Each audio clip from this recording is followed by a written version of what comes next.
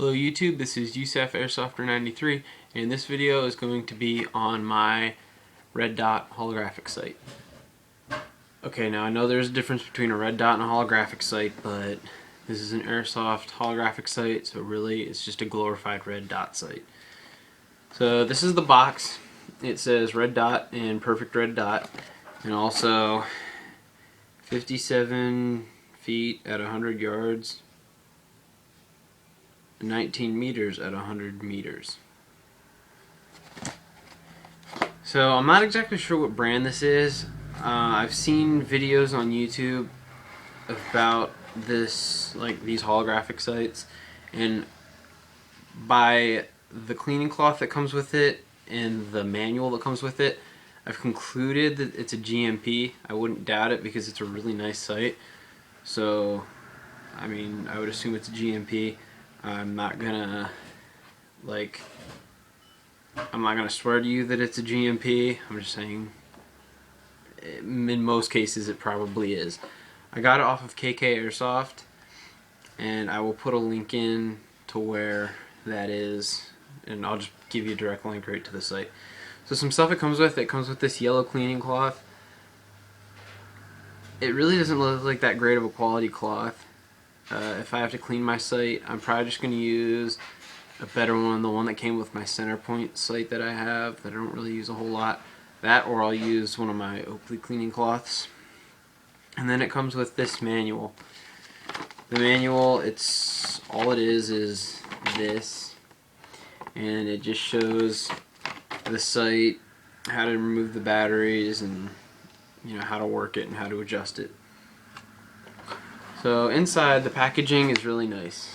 It looks like this. It's got really nice thick foam, and even when you take the sight out, there's foam in the bottom of it too. So this is the sight. Mine is in the flat dark earth or desert tan, depending on how you say it, and it's replica of the EOTech 553. It's basically the 551 or 2, but a little bit beefier, a little bit cooler looking in my opinion, and it has these cool quick detach levers. You just put these out like this, and then you can just set it right onto the rail and tighten them down. Likewise, if you just flip them out and it's on the rail, it just basically falls off. So you got to be careful with that when you're putting the sight on and taking it off. Make sure you always have a hand on it, or that it's close to the ground or laying on something, so that it doesn't fall to the ground and break or whatever could happen. So I'm going to start at the back on this side and then just move to the features up front. Starting at the back, you see you have a button here in the center and then here. This button is the brightness up button, this is the brightness down button, and this is the night vision button. It would be night vision on the real one. On this, it just switches the reticle from red to green. So I'll show you how that works.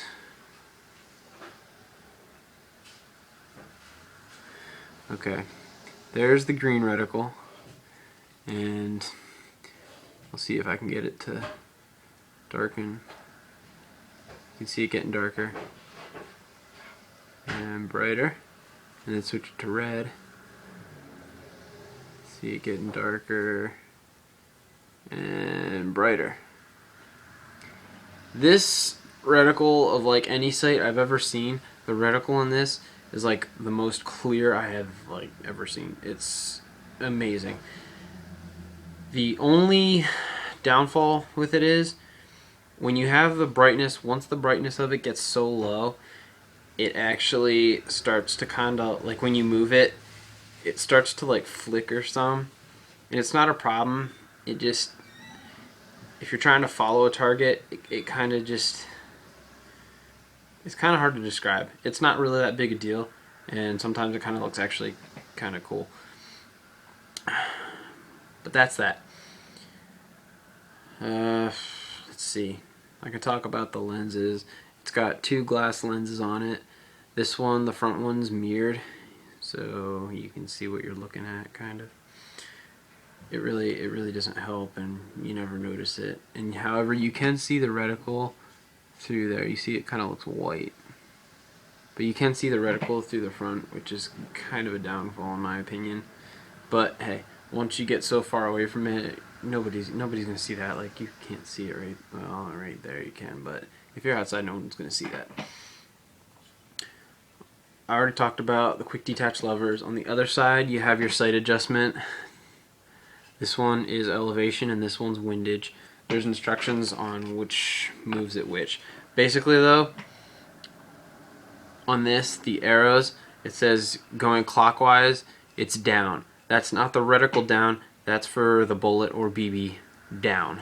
And likewise with the windage, it says clockwise is right, that's going to take your BB right. Oh, in regards to labels on it, it says for law enforcement / tactical use, and then there's the cool little sticker that says caution, laser radiation, do not stare into beam. And then there's 0.08 milliwatt, 650 nm, which I would assume is nanometers. It's a class 2 laser product, and then it says avoid exposure, laser radiation is emitted from this aperture. So I don't know if you can kind of see that. Moving, oh, by the way, this is all metal construction. The only plastic part I think is the battery cover here, but the shield around it is metal, and these back plates all metal, and then like I said, the windows are glass. Next, the battery cover. To open it up, you take this black tab, pull up on it to there, and then it just lifts off. Okay, like I said, this is plastic, and then it takes two, oh, they fell out, AAA batteries. Going to put those back in now. So this is actually nice, rather than having to deal with watch batteries that, you know, tend to be really expensive and in some cases hard to get. So it's nice being able to just use AA's like that, or AAA's. So that's basically it for the sight. It is a very nice sight. I would definitely recommend it. Oh, and to turn it off, you hold these down simultaneously for a couple seconds and then let go, and it should shut off. But that is basically the sight. It will fit on anything with a 20 millimeter Weaver rail, or Picatinny, or tactical rail, or RIS, whatever you want to call it. It'll fit on your rail, as long as you don't have those really weird like micro rails or whatever. But yeah, that is my sight. If you have any questions about it, please ask and I'll be happy to answer. Alright, comment, give me a thumbs up, and subscribe. Goodbye.